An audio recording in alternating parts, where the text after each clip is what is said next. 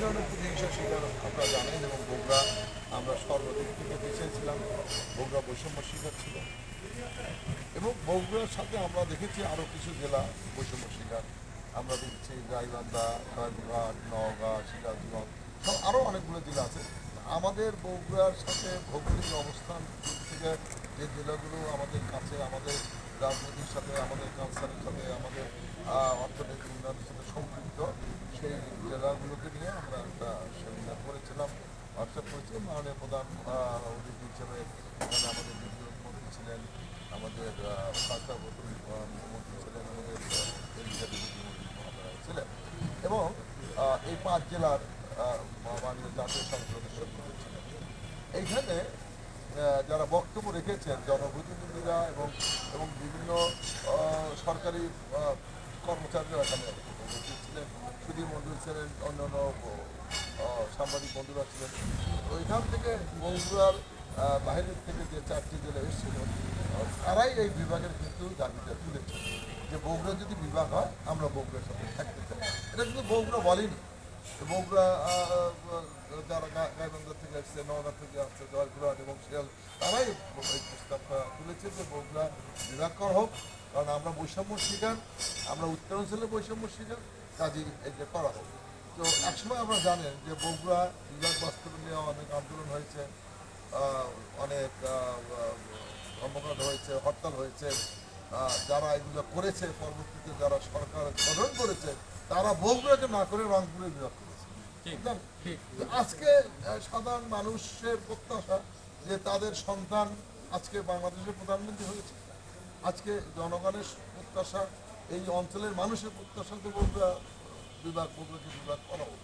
এটি মানুষের মধ্যে থেকে একটা দাবি উঠে যাচ্ছে। এখন এই দাবিটা মানুষ কতটুকু জোরালো করবে তার উপরে আমার মাননীয় প্রধানমন্ত্রী তার কাছে এটি যাবে প্রস্তাব, তখন মাননীয় প্রধানমন্ত্রী এটা যদি যুক্তিযুক্ত থাকে, এটা যদি প্রস্তাবটা যুক্তিসঙ্গত হয়, ন্যায়সঙ্গত হয়, সব দিক বিবেচনা করে তিনি সিদ্ধান্ত নেবেন।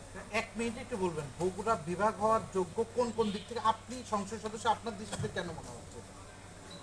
আমি মনে করি বগুড়ায় আগে বিভাগ হওয়া প্রয়োজন ছিল, উচিত ছিল। আপনি যদি বলেন উত্তরাঞ্চলের প্রাণকেন্দ্র কোনটা,